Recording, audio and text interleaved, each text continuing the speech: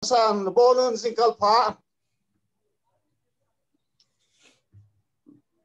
tuni pathian singkal tarik som lili January 2021 ei musatu pa pathian kinom sam ki pa thui geno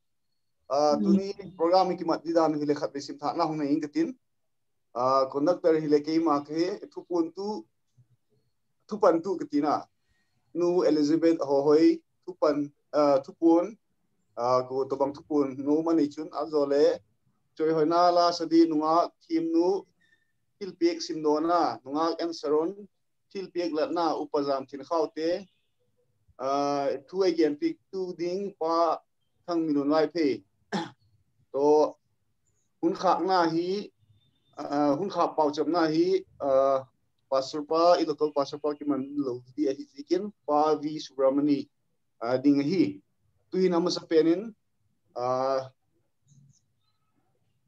tupan tu di nunga Elizabeth hohoi ko nga lai nu Elizabeth hohoi ina edam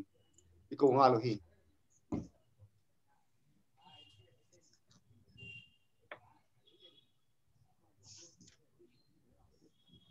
jingkal phala bonun jingkal phala amasan tu jingkal hun phalal pa nei pi ki khopna hun te mang theidinga lalpan hunei pi jikin amasan pathin thingin ki pak thoi gen sa hi Bible chang pau cha ban Bible chang hun sim katin Hebrai te kinga lekha thot bungthum chang som le ni apat som le li chan musim ka Hebrai te bungthum chang som le ni supi te ho ching thei taw in chuti lo chun pathin hing chu ki hei san dingin lalakun ku chungin le gin lo na lung thim gi lo tak khana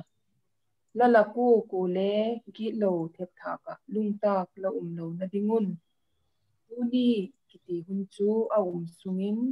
ni sinin kitil hat jing taw in ati la ki pati gin naw kingak na kha atop ti nga ituk det u chun Krista kopi te chu I taw hi ji Bible chang hi kum danga le kalasim khata a Bible chang hoi ka sama ma a I khovel deng del tak I hin na deng del nat na tam tak nat na mu thei lo nat na ning kum wang wanga ibui now na tampi te la ka ibui la ya le lalpan I hin na teo e hoi pika huti kom kala chu I kho sak nawa I het lo ka lu le ala kiveng zo lo wa I le kha di ala se ka ji ka chun tuni I hin khu teo I tak salam chau hi lo I thagau hin khu teo hi le aman tam dan hi hedok thak hi tinu pathinin hinna pi adeng del ma tuni ma dan ma le banghem itu ding ti hello hin ko mangte hi zikin lalpan hin ku teo hi suk sau pi kin at kol pi hen latin I Bible jang teo le neu cha kamak gian te lalpan le mo ading in mal som pi hen la pau chap na nei ti le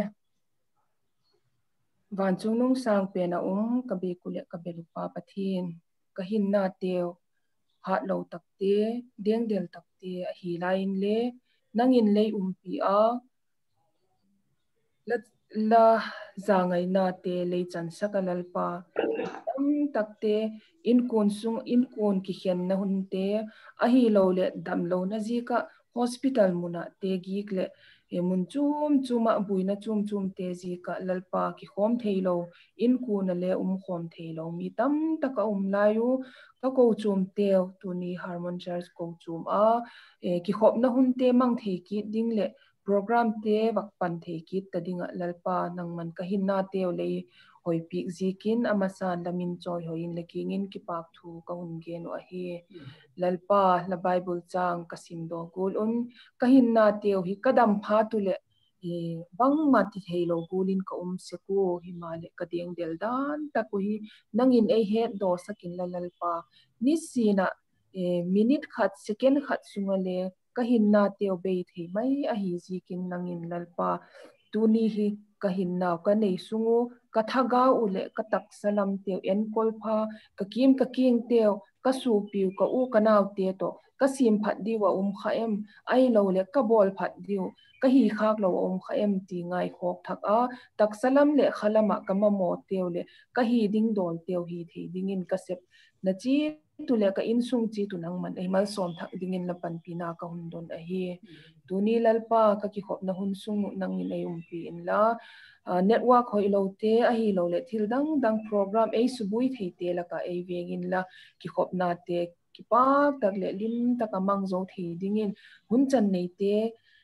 la sading te ai lo le thu gen na nei ding te hi tale ka program zo siu nangin ei pi a la thagau kasungu thagau hinang man ei chokhal thakat pa ka thu gen ka ngai tha ding teu le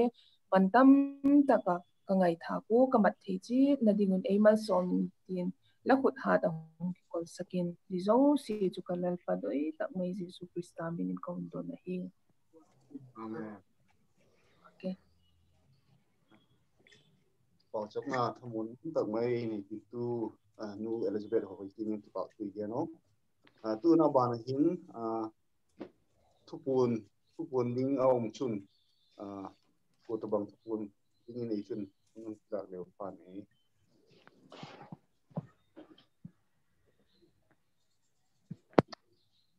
cái nông lang cái tin cái pa của mà tu cùng January le tu tha hi pathin mal som na thi de dim tu tha 5 Sunday in ya tu ni a 4 Sunday ting te pathinin e pui tung to ta pathin chungi na sa penin ki pa thui ba gen hian lang ziba ga chun pan mun poi mo nei te zo si ku masapin pan mun te ho lo to zel the teu zikin le pan mun program chang tak le ki dong masa se lo ki gut se ka hi male kuma buina bang mam lawin program te hun ki gut te ho lo the zel te hi ki pa kuma pan mun poi mo nei te zo si chungin le ki pa thu ka ba gen hi lang hun ki da ding program hung sim thang ke 31st January 2021 hun vok tu ding tangwal ST thang zonlal hintin chun hun pan tu ding pi khul cha hintin thu pun hun kitin tin ji zo pha chule choi hoina la sakna nungak son neo and friends te hintinu chun thilpik simdona kha nungak en saron ma hung hintin thilpik latna hi le pastor S chin khalal local pastor hintin thu gen na ai nei pik ding hi le pa kham tin khai ding hi chun hun khak na kha ke upa jam thin hi ding ke hi ching hi hun kita program ik ma cha ding dan program ki gongal dan hi ni pa chap na le he bokitinu program loting takai ma ki thina ding ji web chula hi lo tam thei pen ki khop zel thina ding in le pa chap nan del zui tinu tu jing kal chu EBC lama lian siam apa kha dam lo sort pi ala oma tahikian kol zinga hi jicho zani khan alabeya tuni huna hin avuina Bangalore hi vui dinga hiwa jichu ei program hun cha hi 10:30 cha hi program pat dinga tiwa jikha elam chu zilam hi ilam gola program short taloding legin cha gompu jiga chun pastor pan le ala dil main ka ati amale hethi mitnu zibaga chun keunu pan hile ka chi lo thei lo dinga hi keu item hi kamat zo phat tu le ka chi mai ngai dinga hi ele hethi min latinu abi tak main ka loinu adinga tu athipa chanulin pen hi a best friend hi zikha kilag lo ding kha nom lo ding hi na in zibaka a program kha vaima zikha akidel loele kilap lo the a hi na in zikha information danin ka ba kunga kumasap ten ele team dingun ong don masahi o chanchu ke yung punte yo ki pa ke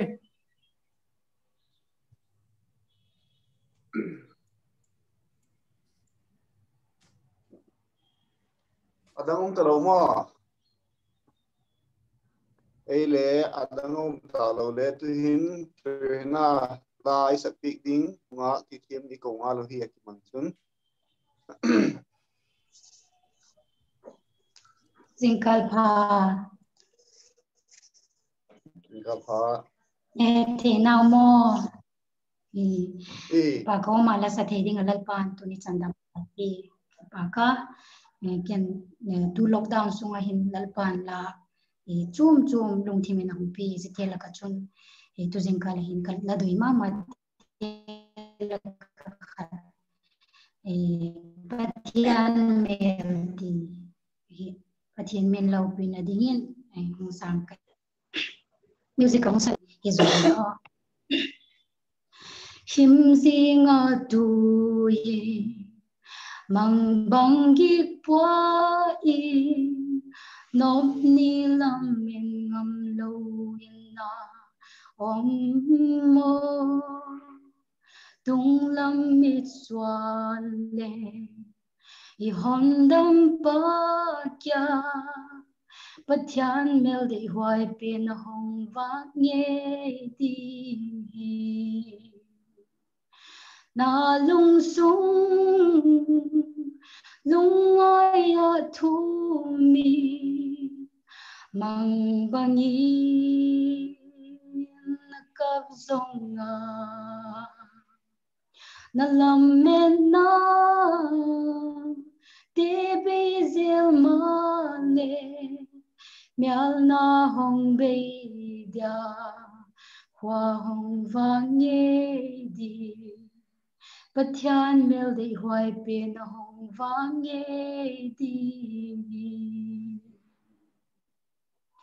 na lau kha bai na lung sung alia ipathian hoi na te na gin lel mo hi zong ag lai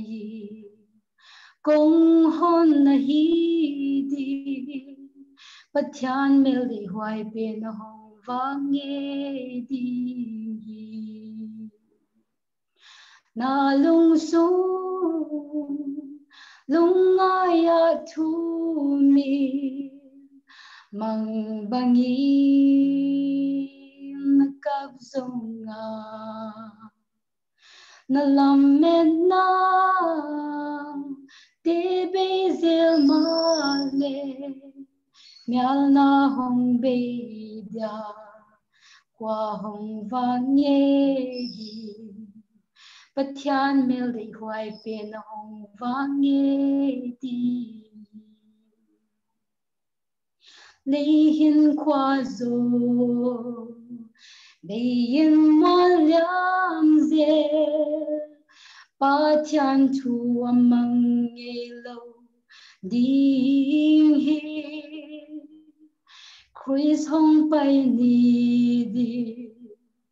a hong nai ta pathian mel de hoai pin hong vang ye di na lung su lung ai a thu mi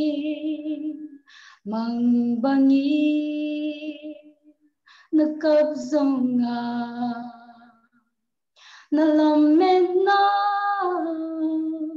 te be zel ma le mial na hong be dia hoa hong vang ye di pathian mel de hoai pin hong vang ye di na lung su lung ai a thu mi mang bangi na kap zonga nalom na Devi zil male Nyal na hong beja Qua hong vang ye Pachai di Kipage lang palong pinatang time.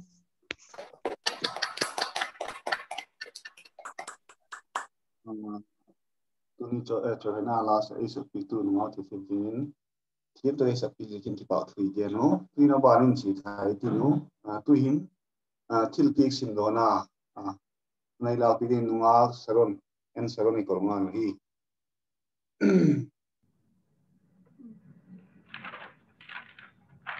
Tuni hona tarik somni lali tholom pe khomde sim thang nang ni jinga anjam ham pete nu hat nei lam zakhat nu achong zani nu melody zani missionary box hile nu boy nu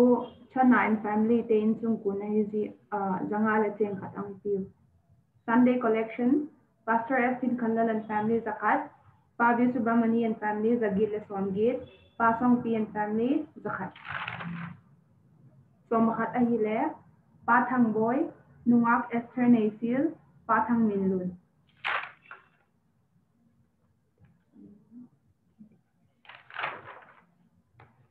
Jitem Chohi Tholom Kitoi Honte, Kakipake.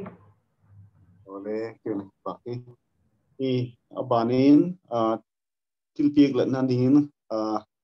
upazam tin taute ikunga no hi Ipaguma collection te ho simdo the ding zelin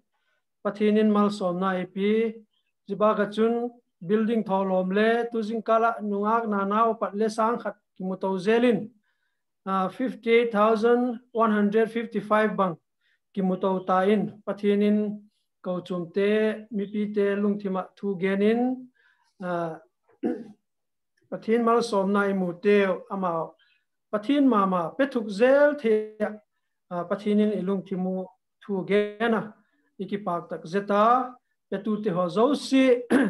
pathinin le tam takin mal som ta hen ti hi doi sakna iwakla ni lang ele pa chapna ne jingitiu pa chapitiu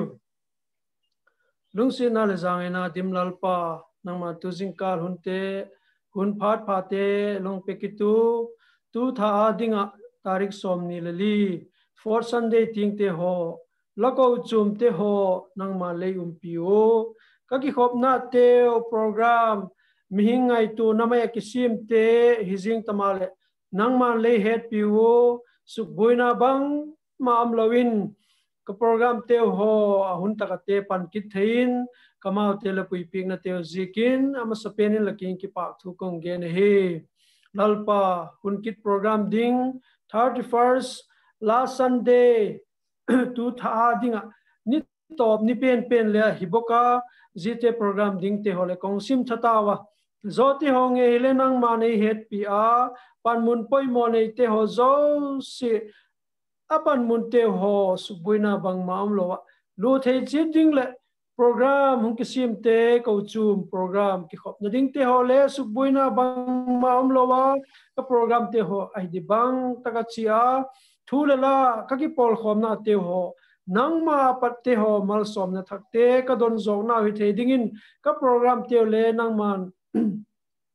e het pi dingin la khutin kongkol sakbuka he lalpa tujingkal hunin nangma thulala kaki khopna be bilawin thilpi kate nangma hung bethein lamal somna kamute insung mai chamte ho hita henlang ailo le anchang hamte ailo le building a dingte ho ailo le JPT te ho hita henlang tujingkal collection te ho hita henlang ailo le som khatte missionary box te ho thilcho chum te ho item chum ka koi saku zote honge le recording in hong sim dokta zote ho zikin laking ki pak thu kong gen he lalpa tholom ke choi khom zo se na mane sukhin thopi ka lagam kek le na hi a lako chum chi zel na dinga mat chak pacho tak mai thei dingin nang man he sukpun pi ka ei mal so pi dingin la khut thing thoin konglan bok he lalpa petu te ho zo singele nang mana thak taka hung mal so ma tam sem pe thei dingin la pi na la pui huina thak te ngai na na mawa ding le khong pa chak bok he ai lo le ka ko chum sungo hak san na nei om ta kun le hak sat na te ho zo si nang man la heve ka nang ma pan pina le pina thak te ngai na ama wa ding le kong pa chap bok he lalpa ka lung chi dinga kong khasak to zel ning kong bang kimu kamazon chi tu na sem te ho hita hen lang ai lo le inum te ho hita hen lang ai lo le ku ma sap te ho nang ma na thak tang mai ka hin na te ho nang ma ne ven bit pi ku na lesan na lakate ai lo le accident na lakate ku ma sap te ho member tin te ho nang ma khu ta ki kol sakin lapan pina le lo pina thak te ngai na lapan pina kong don bu he lalpa tuzing kal hona la thugen ding tu ngele nang mana thak tak hong mang chakita hun le phate ho man tam taka nang ma lo pi ding amang thenge din lapan pina le lo pina thak te ngai nan akisak na bang bang te nang man hong mang cha mu le kam te nang man hong mang cha thak dingin ama ding le kong pa cha bu he lalpa jiting chan le pina te zikin avela la king ki pak thu gen komin katil lau nau tam tak te lewang no mani laking pi kai ngai dama la pi na la pui huina thak te ngai na jing komin la khut ha da ki kol sakin e happy ma thisan man tam ta gai tan kalal pa dok tang mai jesu krista min ka don he amen tu ni thil ni che khom teo ai la pi tu pa lam thinking aven pa thu yeno tu hin tu ni thu chai gen pik tu ding finance secretary building department pa thang mi lun pai phi ki man ta sun amang ahun kila le pang e uchum te lengun jingpha yin ka pha lalpan damnai pe tu jingkal hun mantam tak ei musakida chon covid-19 jekin 2020 kha kung tung hel khan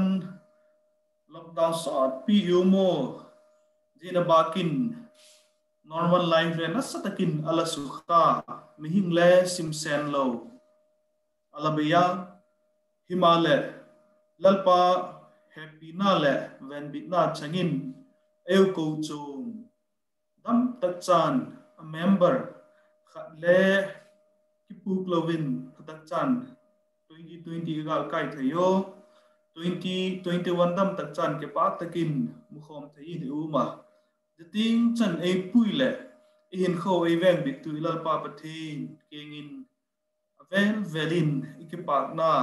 le choyat na geno chun lopina ipewahi tujingkal thugen dinga kaki good jing lai hin kalungin krista dinga gimtui ti na satakin alanga chun second Corinth bung sompani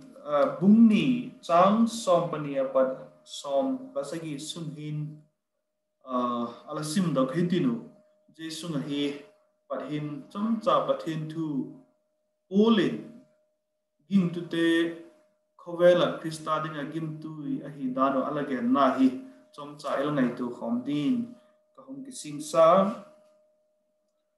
second Corinth bungni chang sompani a pathin som pasagi sun hi in sim ka e athupi chun trau sa pol nup saklo na ate krista chanchin pha gendinga traus ka tunin lalpa a chun kor han pekin ka uma himale ka una upa taita ka mulo jekin kalungthim amung poi ti chun amau nu se in makedonia lam in kachitai himale gal zona ei pui pa krista ke mau jeka muntina ama het nagim tui het sak pa pathin kingin ki pa thu ta hen huk dam hijing te le mangthai hijing te kinga pathina dingin Krista gim tui chu ka hingalun loi khata dingin thina laka thina gim tui ka hiwa loi khata dingin hinna laka hinna ding gim tui ka hiu hi mi tam takin pathin thu chu mi te thema sum donna amat golun keun wang kamang puwa titat zekin titat zedin pathin sola pathin mitmu in Krista achun again zawahi lalpa na thu aimal zol pe khen la pau chap na chom cha ne hitiu lalpa ka ki pa kui tu zinkal hun man tam tak nan man la ko chom te ai mu sako khovel boy hen chun covid 19 zika damlo selna tizan tak laka leng himalanu la happy nan mai puyo 2020 dam tak chane pui tungo 2021 muthein ka omo tuni ni som ni leli channa kum sang ni la som ni la khada dinga jini kho hin nang ma be kho min ko chom te kum ki khum ki do la thua chom cha ka hum ke man cha ta dingun lung sei tekin la thuin ka chan che dun ai mal solun la je khovela hi naga dinga gim tui ka hiu hi athak real ka gim tui hizing thei dingin la thu te ha ka leng ngo ai mal sol dingun ka hi now ka hun te la khut thing thong ke bob sakin kalal pa doi tak nazaret jesu min kan dan hi amen zile khathot tu isim dokna hi pulin amasa athot zo ti chu first Korean athot zo athot na sot lowa Macedonia gama ki pat alathot ki de hi ti hi Bible sweet him geno Korean khatna khan ko chom sunga boina te kha address alabola chun Korean ko chuma member khan khatte chun Paul mimal hin khole asol chak hina thu in aladam siwa Paul chu sol chak dik tak a hipon chun Jerusalem kho gintu gen thei te dinga panpina tholom adol pe kho khale Paulin alakimat jo hi ti pawin alagan siwa zeti hin Koren ko chuk te la Paul ke kal chu nomlom takin ala uma zeti om jing lai hin Titus chu Koren ko chum vilin avachi a ahum kile kitlamin Paul kengin ado dalte ti chu Koren ko chum ado dalte alum kisik thu again pega ze thu aza ka hin Paul hin ze second Korinthi akipa thu gen na chun na sataka bangtin kana hama amau alai na pina le thagau lama ama puitu hi na te ho hi na satakin genin je hi ala thak ki de he je chu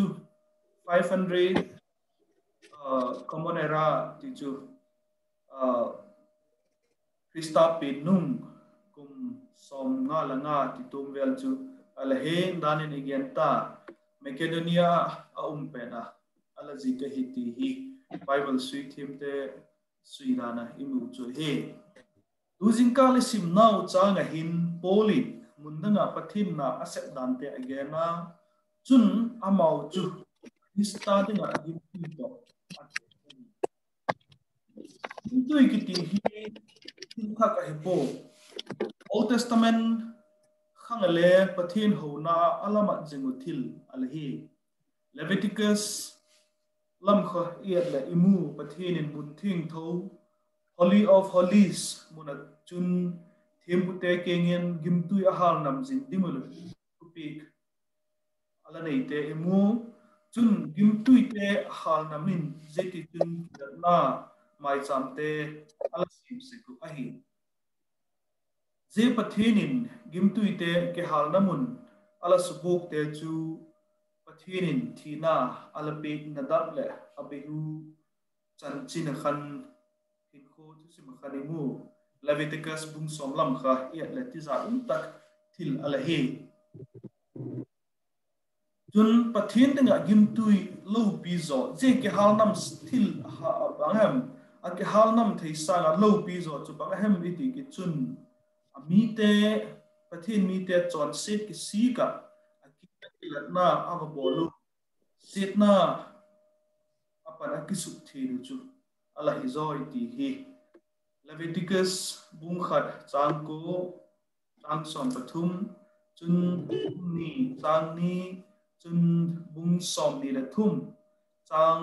som paget lama khan le imu thaya New Testament lama Paulin chon sit ki sika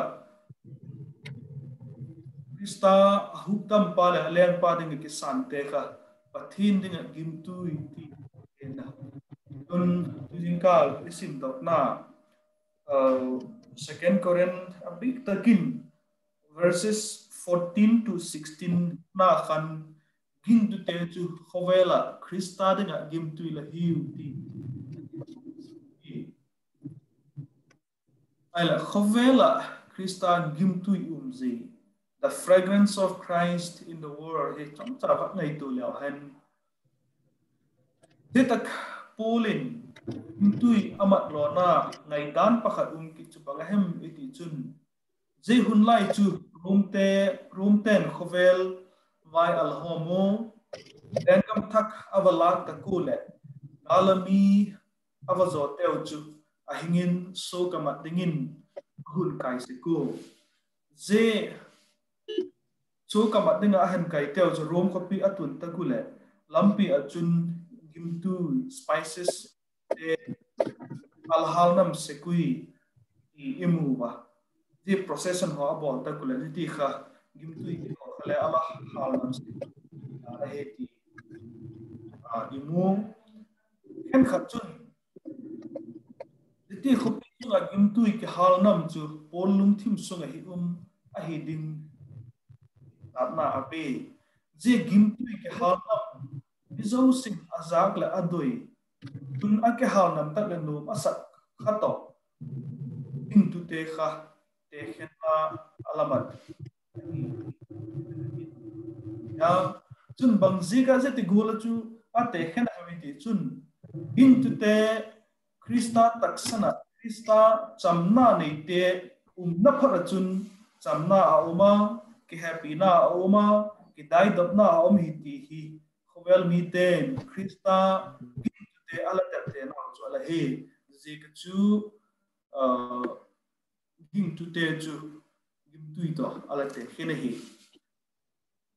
chun gim tu hi bangola mantam mina ngai sa na ham ti hi Bible mundang dangin le mu thein awma marka bung som padilam I chun kathani khwa mari in Jesu sathau anu akigena athil bol chu khen khanin zegol sathau nam tui man tam tak chu mok suk mang sangin ki zuk hen la vai cha gen theite ki thopi nan ke mang le ti gen pol au Bible khani mo je pan het hem je hunla chu gimtui ban tam dan akizuk le vai cha gen theite ki thopi na kam dinga hi dan te akien hin gimtui chu bang ting char hama hilman tam heti hi je gimtui khato je ta ka hin hilman tam zo sen angai sa mi zo sen adoi khato je gimtu te hi polin ala te kene hi ta polin again so bang hamiti chun ta chanchin pha gendinga traus ka tunin ati dalpa a chun kot hon pekin ka uma himale gal zona ipuipa Krista keimau zeka muntina ama hetna gimtui het sakpa pathin kengin ki pa thu tahen ati abana chun hukdam hizing tele mangthai hizing te kinga pathina degin Krista gimtui ka hingalun pathina dengin Krista gimtui ka hingalun ati zitaga Paulin again he traus ki hen chun Macedonia hizing talele am namun zo si wakhan mi te dinga Krista gimtu e hi dar hi again hi ahila gimtu chu bangula hi di ahem ti hi vak ngai tu khom kit lew hen gimtu chu bangulin hi thei diemu ti hi vak ngai tu khom kit lew hen lalpan je khowela hi hingdingin e sema nate hi gintu te lakle hi khathei gintu lo na le hi khathei himale khoi takin tale hinle huktam cha hi na hi hin na hin dak pi ding chu thil thupi Krista dinga gimtu hi na hi Christian ten ki cheidan danglam ti chu mi ten avaket o ai hun het sing theina bangma chu inei po himale ikam paudan ichon dan nisin ihin khu te a gintu hi na chamin amu dok thei angai hi isep na ti takna ai lo la gut chu na inei na te sum la pa ya ikitak na te nek la don ikisum do na te ihindan ikimat chak dan mi tak san thei hi na te hi Krista dinga gimtu hi na he ti hi again the good hi Krista dinga gimtui iti sing lain gimtui lo le ki the hi ti sumil po hi ti et saknan gimtu khat hingala a hen khwat ti tatna nei lo sum la pa ki takna nei lo nun chan khan chan te ton ta ka gimtu khat hingala hin khu nei thei lo te chu amau chu Krista dinga gimtui iti thei lo de hi Jigol hin khu nei te chun amau hin khwa Krista gimtui min ahead disangin gimse zokle ahithi a jete chu Krista dinga gimtui hitalawin gimse zok ahiu ti hi again the good hi evangelist pakhadin Sadar Hills lam 4000 tuma Nepalite lagakun pathin thu avagen hi ati kigen kazaka zina khan Nepalite bangtin aladon huwa mati chun kai thirmante pathin ahi awang chu oipum kaw alati wati dan chu je eni je tak toma chengte khun Nepalite gante ate hele bokte hele bongte hele pe ke hem ailo la aman pelova atha pe ke hem by force am chan ham khana gen thei taka ala koi sik dan wa hi mi hin kho jingul chile theya jekin hin dan hi Krista dinga gimtui ka hina mt hi eila ke thaksin anga hi ka campus o thing Jasmine let adang bangem hung pa tak la agim tui tampi a uma season in hung park se ko je agim tui te hung pa khuna campus a wa fel hi bi takin jingkal vela iwa vel anu badum se ka hi chun tu lockdown sunga hin keule bangam nasab dugun umlo ti in cattle farming te hitale sheep farming te hitale kabol ki do je farm ki bol nalam te eva chi chun bong lakel jun la ekte lat eva pal chun nam se ki sa chom khat le ki umut pu aki humdok pai ut seka ji sermon ka ki go jing la hin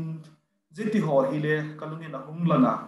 gintu Krista doi gol hin kho matna thagau pui ko chung te laga chun no ma seka himale khovel hinda na kiter na pathin thu ngai saklo te laka phat takle haksa akisa sika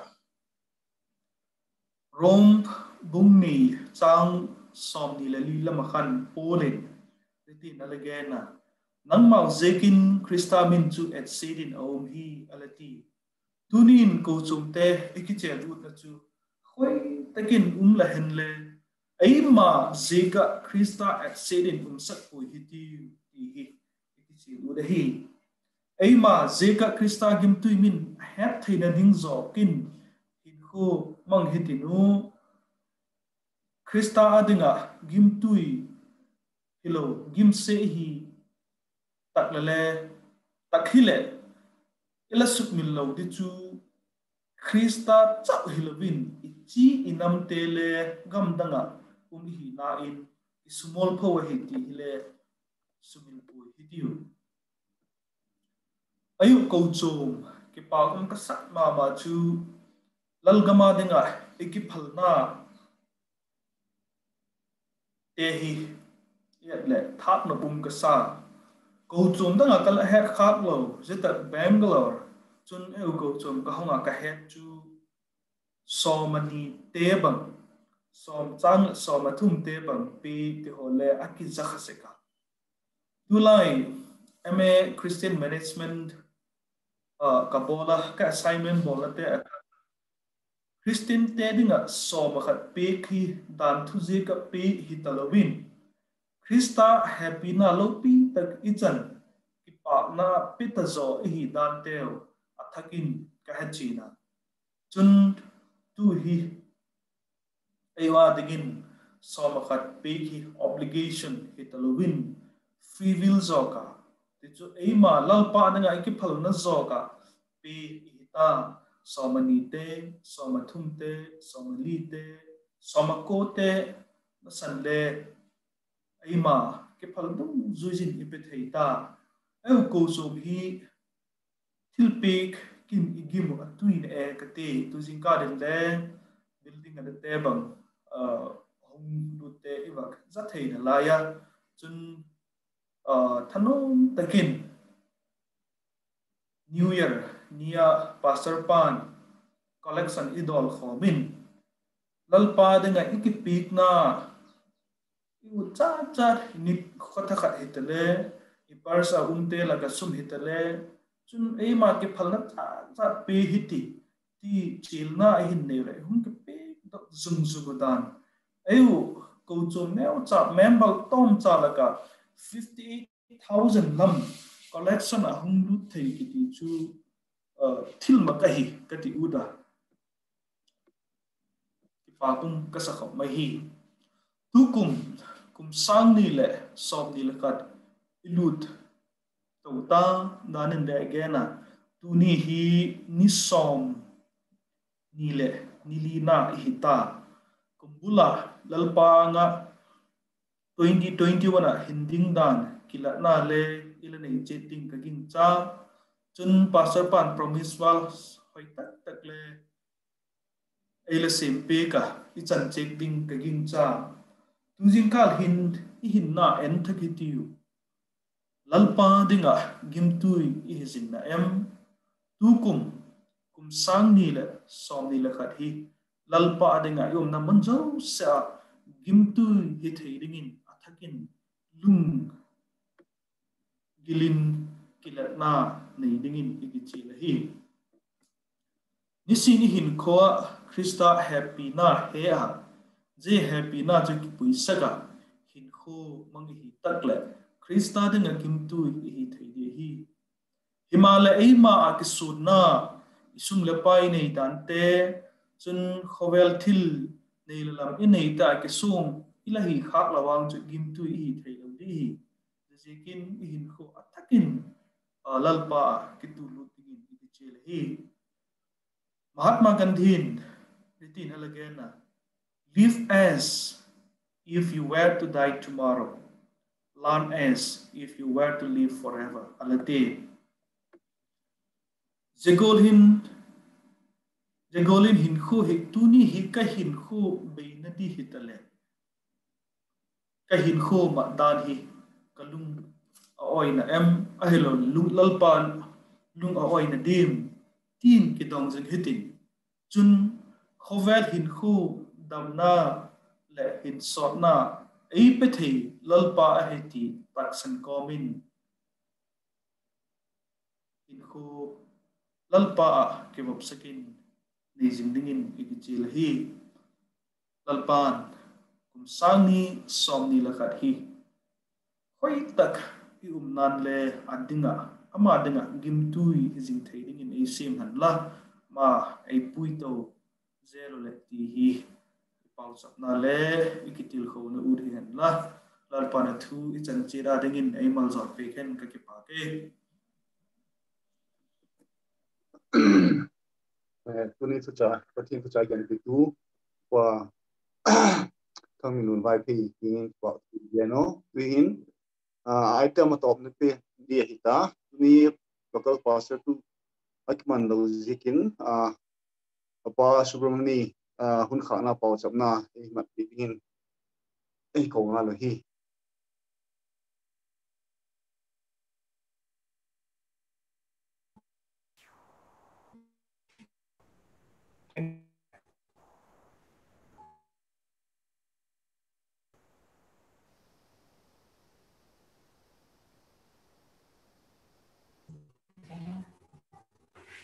John, can you hear me?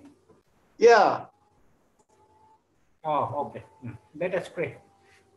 Lord, first of all, I thank you for being with us all and taking care of all of us throughout the online service, O Lord. Right from the time we started till now, everything went on smoothly.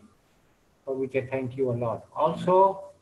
you were with Mr. Thang Min Loan and who gave us a very good message for us to all follow it during the rest of our life also, Lord. Be with him. See to that in whatever he does, everything is successful. Also, whatever responsibility given to him, he is also fulfilled it nicely.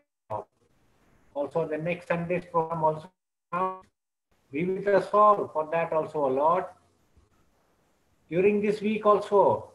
next week, many of our church members will be going out for work and other things also, maybe staying at home also. Even then also, until unless your protection is with us, anything can happen to us. So please protect us and see to it that we are all able to meet again next Sunday and to hear another good message, O Lord. All these things I pray in the name of our beloved Lord Jesus Christ. Amen. amen